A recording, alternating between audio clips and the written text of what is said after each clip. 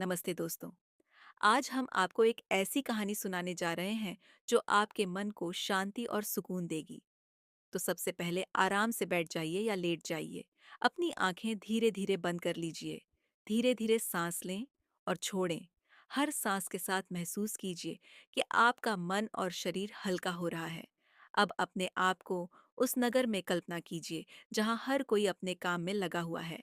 आप उस नगर की गलियों से धीरे धीरे गुजरते हुए एक छोटे से बाण बनाने वाले के कार्यशाला तक पहुंचते हैं। उस बाण बनाने वाले का हर हाथ का काम शांत, सटीक और पूरी निष्ठा से भरा है।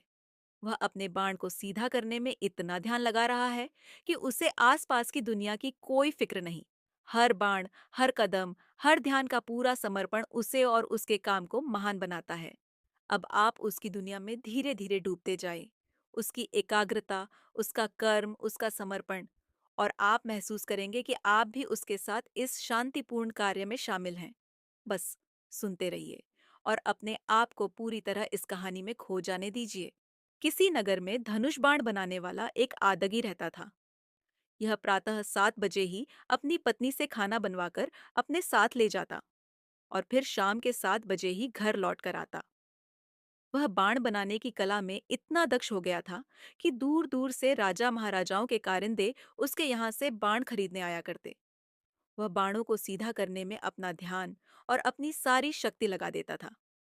जब तक बाण लक्ष्य भेद के रूप में नहीं आता, वह उसे अधूरा ही समझता। उसने सहायता के लिए कुछ सहयोगियों को भी काम पर लगा रखा था। उसके सहयोगी इस कला में पूरी तरह निपुण हो गए थे। बाण बनाकर बेचने का कार्य बड़े जोरों पर चल रहा था। इससे उसकी आय भी अच्छी हो गई थी। वह अपनी आय का अधिकांश भाग गरीबों और अपंगों पर खर्च करता। उसके कोई संतान न थी। उसे और उसकी पत्नी दोनों को बच्चों से बहुत प्यार था। वह अक्सर सोचा करता कि अगले जन्म में शायद वह संतान विहीन नहीं होगा। नगर के सभी लोग उसका सम्मान करते थे। वह अपने व्यापार तथा कला के प्रति बहुत ही ईमानदार था। उसकी पहुंच राज दरबारों में थी। उसकी कार्यशाला राजपट पर थी।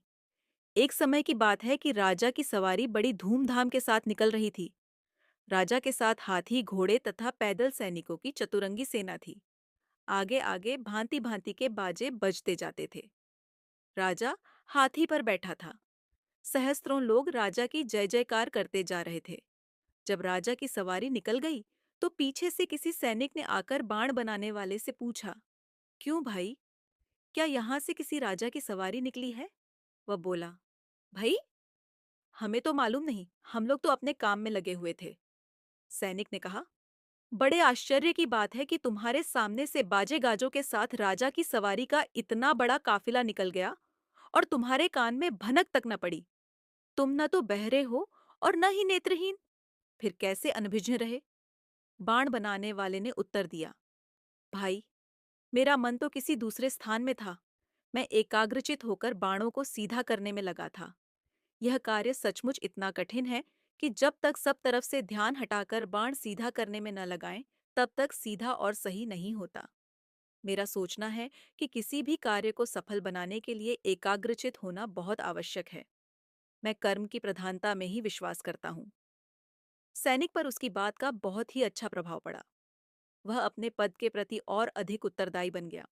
बाण बनाने वाले का दिन समाप्त होता है। उसने अपना हर बाण पूरे ध्यान और समर्पण के साथ बनाया। उसकी मेहनत और ईमानदारी ने न केवल उसे संतोष दिया, बल्कि आसपास के लोगों के जीवन में भी बदलाव लाया। हमें यह कहानी यही सिखाती है कि चाहे जीवन में कितनी भी हलचल हो, सच्चा शांति और संतोष अपने काम में पूरी निष्ठा और ध्यान लगाने में ही मिलता है। अगर आपको यह कहानी पसंद आई हो, तो कृपया सब्सक्राइब करें, वीडियो को लाइक करें और अपने विचार कमेंट में बताएं। आपकी प्रतिक्रिया हमें और भी ऐसी शांतिपूर्ण और प्रेरक कहानियां लाने के लिए प्रेरित करेगी। धन्यवाद दोस्तों, और याद रखिए, हर काम को मन और समर्पण के साथ करना ही जीवन की सच्ची शक्ति है।